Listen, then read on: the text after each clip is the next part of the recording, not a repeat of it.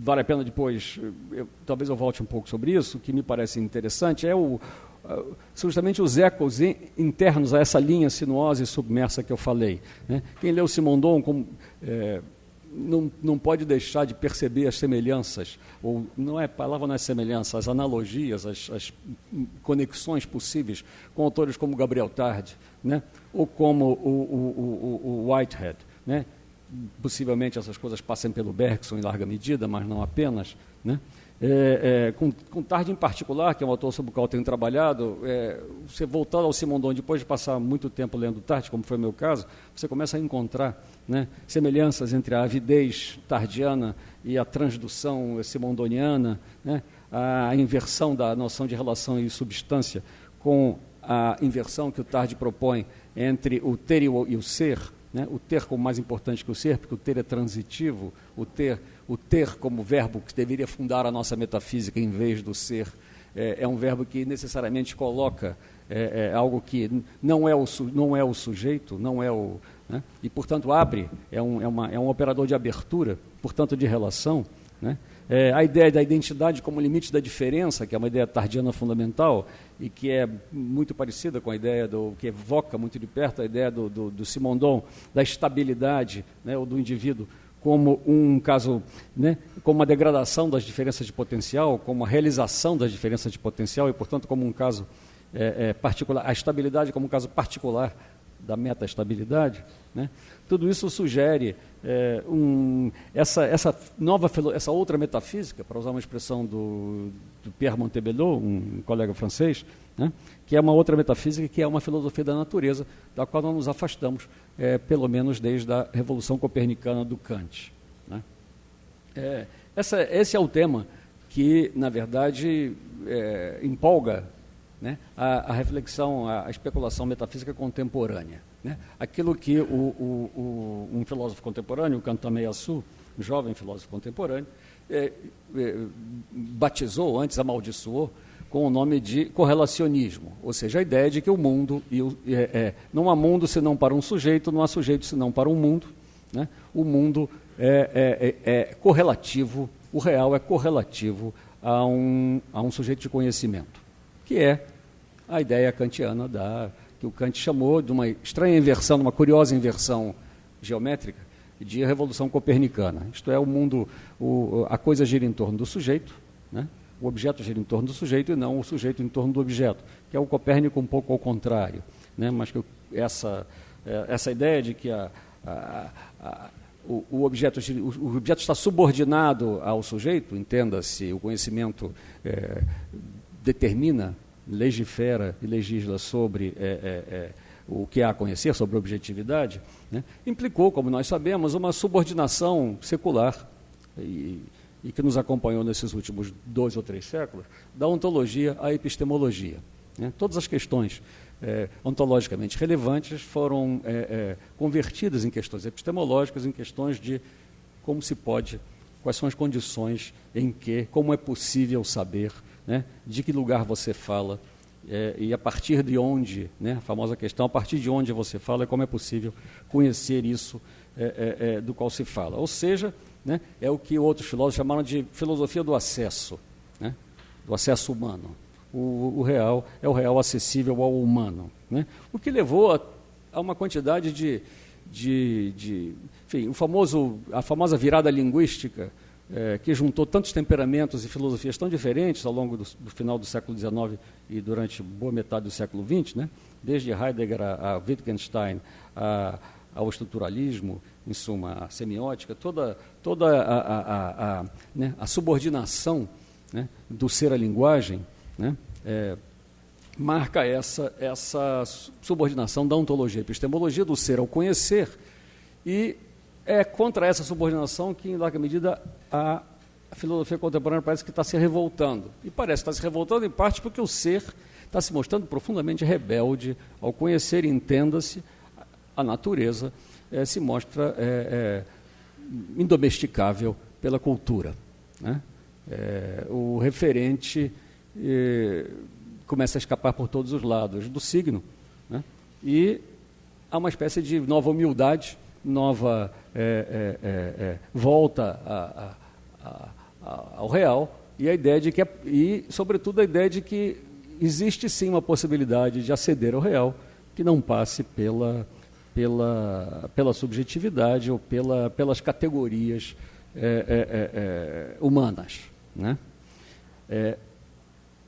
Ou seja, o que se procura hoje é uma alternativa ao correlacionismo. Eu creio que isso hoje é quase que um desiderato quase unânime da filosofia contemporânea, né? A tentativa de escapar, né, do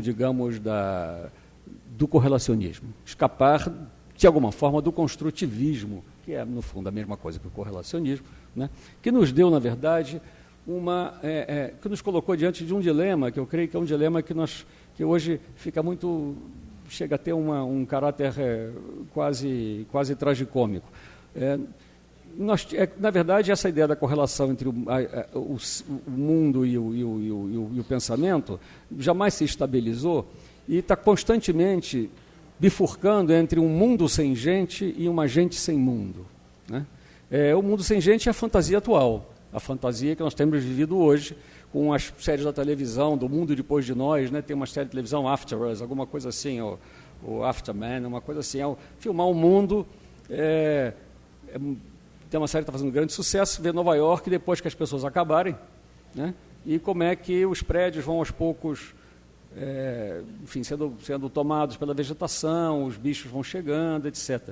E há uma espécie de prazer mórbido em ver essas coisas acontecendo, né? Então é um mundo sem nós, que também tem para o passado. O Meia-Sul, o livro dele, Depois da Finitude, é um livro sobre precisamente o que é um mundo, como se pode, né, o que é o mundo sem um homem, né? O que é o mundo que ele chama o mundo arquefóssil, o que era o mundo antes que houvesse pessoas para contemplá-lo, né? E como é possível, que conhecimento se produz sobre esse mundo onde nós não estamos. Quando se retira o homem, né, o que sobra, né? É esse mundo sem nós. De outro lado, você tem uma espécie que é, na verdade, o pós-modernismo, sob certo ponto de vista, ou o construtivismo, digamos, radical, né, que é um pouco nós sem o mundo, visto que o mundo está contido dentro de nós e, portanto, é como se os seres humanos pudessem flutuar um pouco para fora do mundo. Existe uma science fiction feita pelo Gabriel Tardi, é o primeiro livro que ele escreveu, chamado Fragmento de História Futura, em que os homens, a Terra esfria porque o Sol se apaga, as pessoas entram dentro da Terra porque tem o calor geotermal, o calor vulcânico, e fazem uma sociedade em que não tem mais animal nenhum, não tem mais planta nenhuma, só tem homens e máquinas, e os homens vivem, na verdade, sem mundo. É a gente sem mundo. Como seria a gente sem mundo? Ele usa isso como uma experiência de pensamento para, digamos, destilar a essência do laço social e retirar, digamos, toda a mediação e produzir um laço que fosse puramente humano, né? E, num certo sentido, é um pouco a nossa fantasia do mundo que nós vivemos hoje. Vivíamos até pouco tempo, justamente, uma gente sem mundo, né? De repente o mundo apareceu de novo, né? E nós estamos apavorados e estamos achando agora, então, que nós vamos nos extinguir rapidamente, né? E que nós estamos caminhando para a extinção, né? Essa bifurcação me parece que marca um pouco o nosso pensamento hoje, né? Ou o mundo sem gente, ou a gente sem mundo, né? Que envolve, de um lado, digamos, um materialismo, materialismo não é a palavra, uma espécie de niilismo profundo, né? A ideia de que não é por acaso, eu creio que nós estamos tão obcecados hoje, ou pelo menos nossos filhos, por zumbis e vampiros, né? Isto é, por o que é o ser humano depois que ele acaba, como é que fica o mundo sem gente, só com zumbis e vampiros, né? E, de outro lado, por essa ideia, digamos, super prometeica de seres que constituem o mundo, né? Pela sua própria demiurgos, né? Demiurgicamente, taumaturgicamente. Nós que somos ricos em mundo. Eu lembro a famosa tripartição do Heidegger entre os seres inanimados, que são seres sem mundo, como ele diz, os animais, que são seres pobres em mundo, e os homens que são configuradores de mundo. Né? Nós vemos, hoje, a impressão que se tem é que nós estamos pedindo emprestado aos pobres, em vários pobres, porque esses configuradores de mundo não só são os homens, como, sobretudo, são os homens ocidentais e, de preferência, os filósofos alemães, né? Que têm mundos para dar e vender. Mas hoje o que se percebe é que estamos pedindo emprestado o mundo aos pobres, como os Yanomami, né? E até mais longe, como aos animais, né?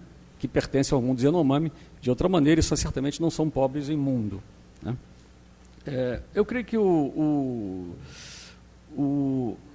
mudando um pouco de tema, né? Eu acho que uma coisa que o Simondon coloca para a antropologia no duplo sentido da palavra, né, é algo que me parece um pouco assim como, na verdade, é uma questão. Todo antropólogo se orgulha de ser um pensador relacionalista, entende? Ele estuda relações sociais, estuda relações por meio de relações, né? E, portanto, ele é o primeiro a dizer que a relação é a coisa dele, né?